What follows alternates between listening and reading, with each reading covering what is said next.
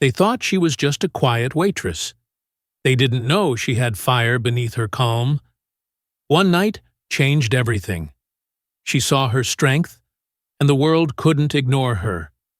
Clara's journey had begun, and nothing could stop her. Clara James had been working at the Glass Ember for 3 weeks, but it already felt like she'd lived there forever. Her days began before sunrise and ended when the city lights started to fade. Yet she never complained. She wasn't the kind of woman who asked for sympathy. She came, worked quietly, and left without a word. The other waitresses gossiped, laughed, and took selfies in the mirror room before shifts. But Clara only stood by the window, tying her apron in silence. No one knew much about her. Some said she had once been a boxer. Others thought she came from the military. She didn't correct them. It didn't matter. All they needed to know was that she worked hard and never lost her temper, no matter how rude the customers were. She lived in a small rented room on the city's east side, where the sound of traffic was louder than sleep. Every night she walked home, even when the staff shuttle was waiting. "I like the quiet," she'd tell the others. But the truth was simpler. She didn't want anyone to see where she lived. It was easier that way. Her life had no surprises anymore. The world had taught her not to expect any. She'd been through jobs that left her bruised in more ways than one.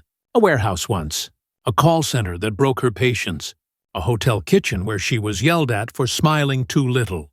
By now, she had learned how to keep her head down and stay invisible. The Glass Ember was different. It wasn't loud or messy like the diners she used to work in. It was clean, soft, and full of expensive perfume.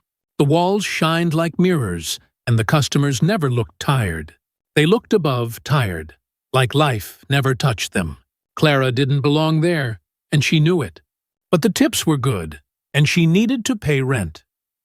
That Thursday night started like any other.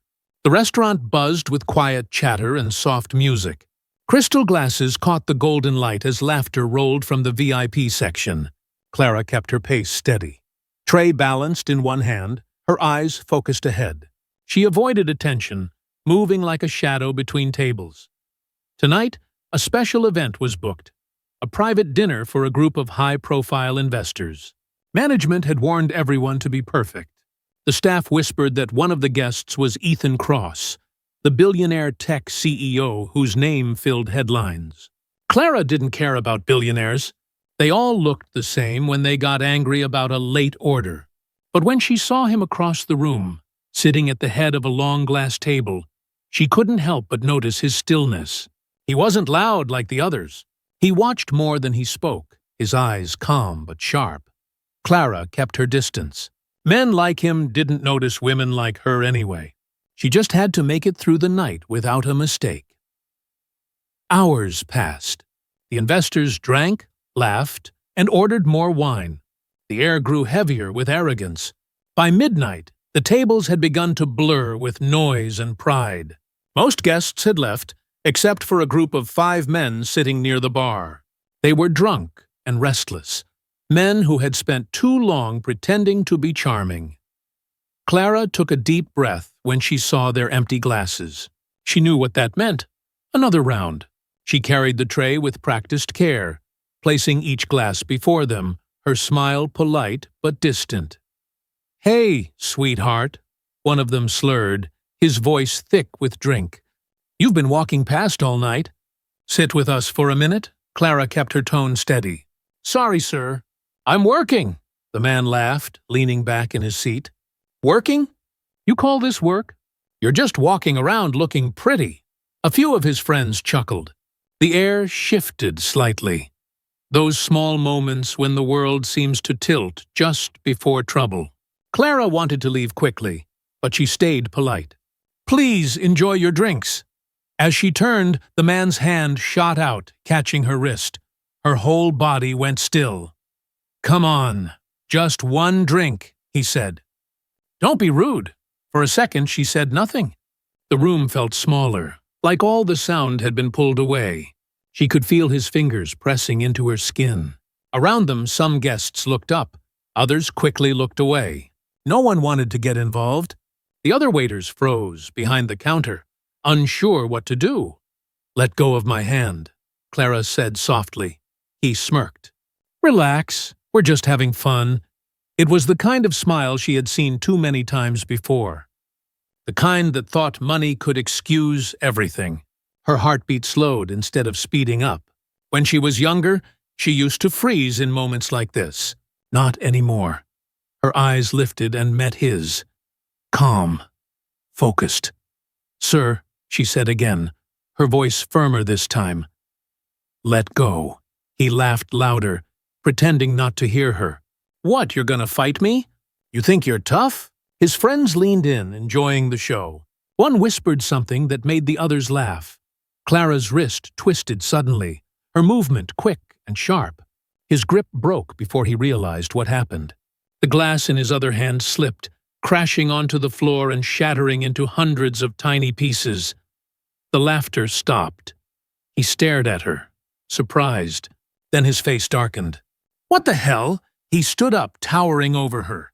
The others followed, pushing back chairs and muttering curses. Within seconds, she was surrounded by 5 angry men, their voices overlapping, their drunken pride rising like smoke.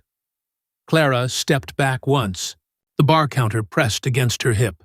Her heart was steady now, not calm, but controlled. Across the room, Ethan Cross watched. He didn't move, but his eyes never left the scene. The people around him whispered, unsure what to do.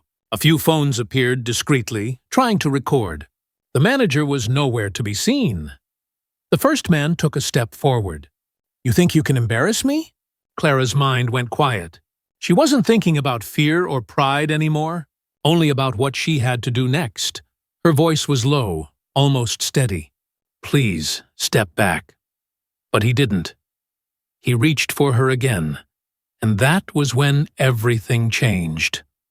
The room, the music, the air, all seemed to freeze as her body moved on its own. A single step. A sharp turn. Her arm twisted his wrist, pushing it down. Her elbow hit his ribs.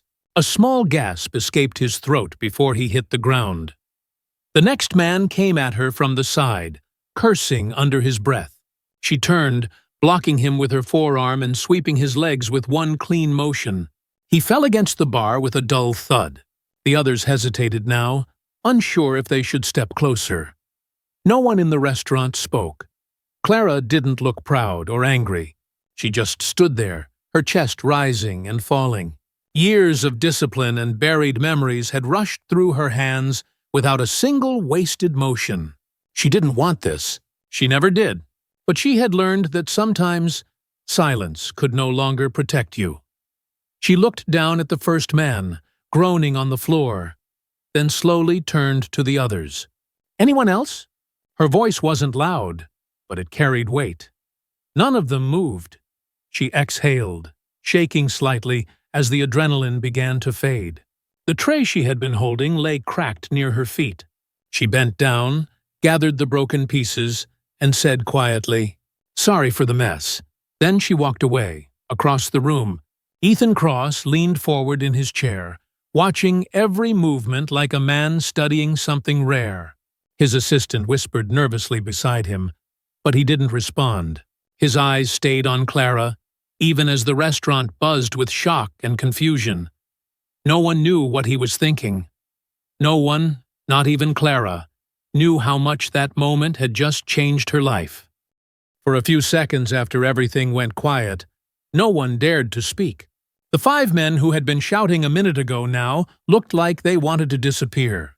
The laughter that had filled the restaurant had died instantly. The only sound left was the faint clinking of glasses and the low hum of music that suddenly felt too loud for the moment. The manager rushed forward, red-faced and anxious, whispering sharp words at Clara that she could barely hear over the pounding in her ears. Her hands still trembled, but her face stayed calm and unreadable. She had learned long ago that emotion was dangerous when you were standing in front of people with power. The manager leaned closer, voice harsh and panicked. But she didn't flinch. All she said in a quiet, steady tone was that she had asked the man to let go. Her words hung in the air, simple yet unshakable. The man who had grabbed her wrist, the one in the expensive suit, with that careless arrogance of someone who never heard no, sat still for a long time, staring at her as if trying to decide whether to explode or laugh. But before he could do either, the man sitting beside him, Ethan Cross, moved.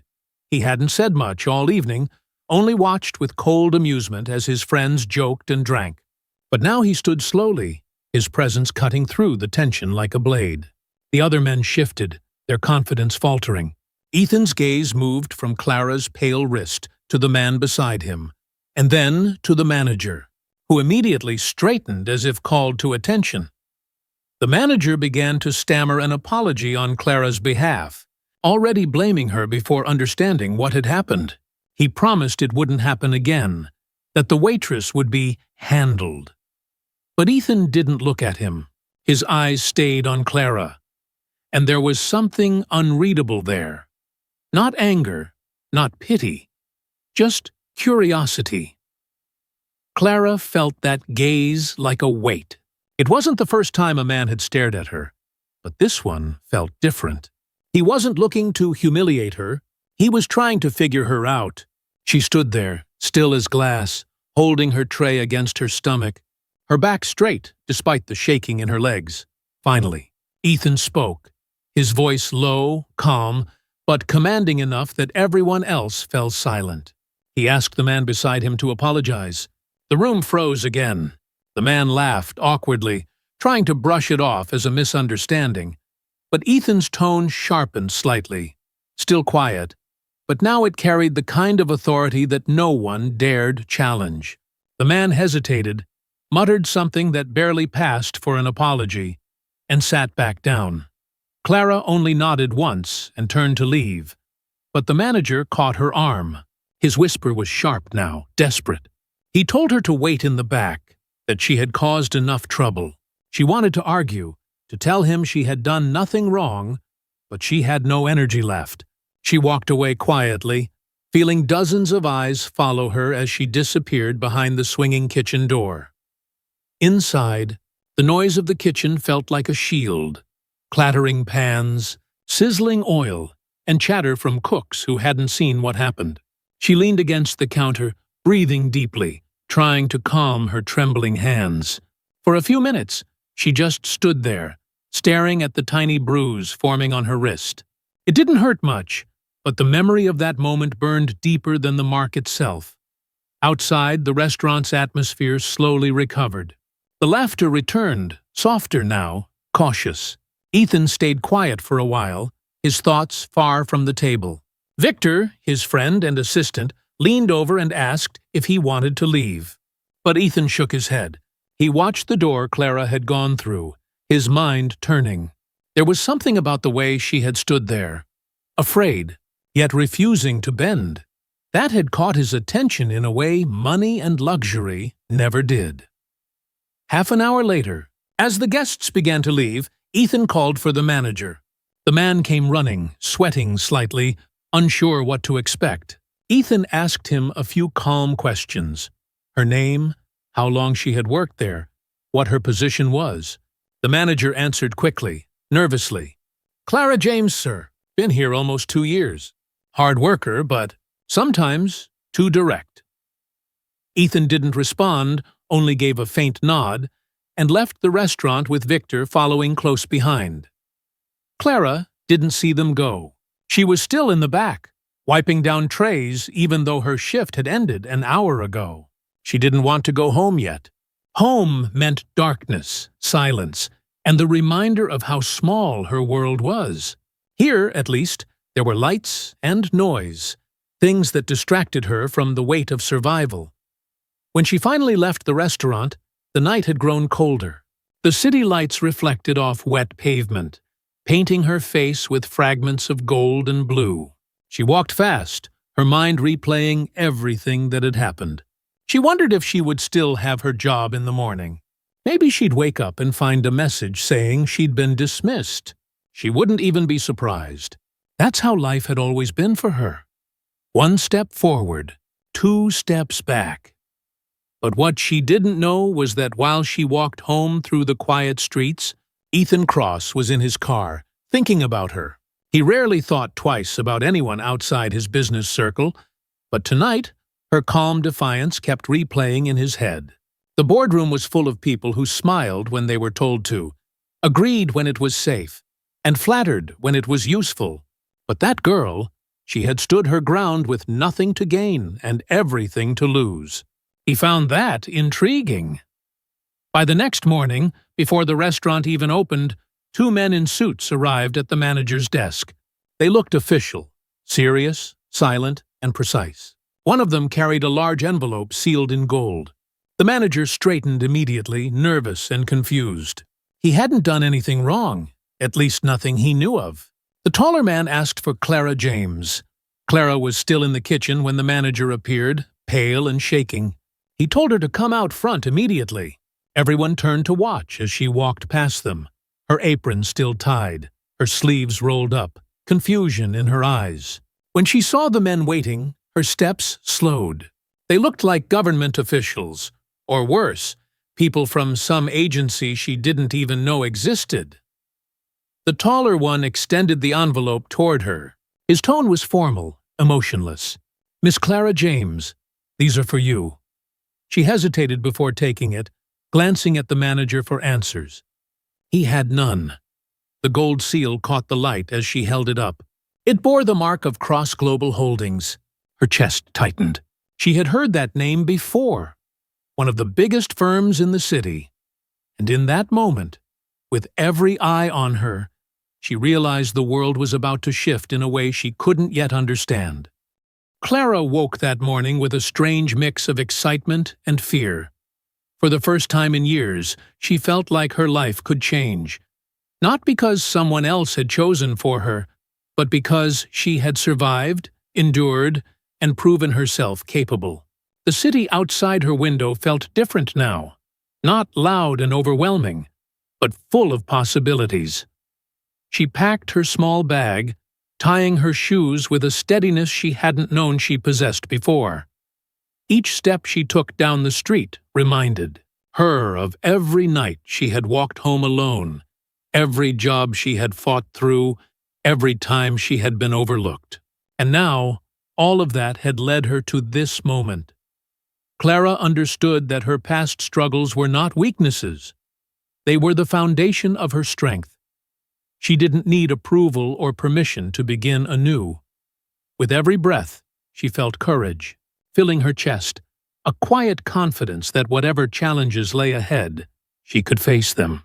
This was her chance to take control of her life, to shape her own path. She thought about all the people who had doubted her, all the times she had almost given up, and smiled softly. Life had tested her, and she had passed. Today, she was no longer just surviving. Today, her new journey began. The streets stretched endlessly before her, but for the first time, Clara felt ready to walk them with purpose, strength, and hope. Every step forward was hers to take, and she would take them all, one by one, toward a future she knew she deserved. Have you ever discovered a strength you didn't know you had? Clara's journey reminds us that courage is built in the quiet battles we face alone. If her story inspired you, like, comment, and share it. And tell us, where are you watching from, and what's the challenge you've overcome this week?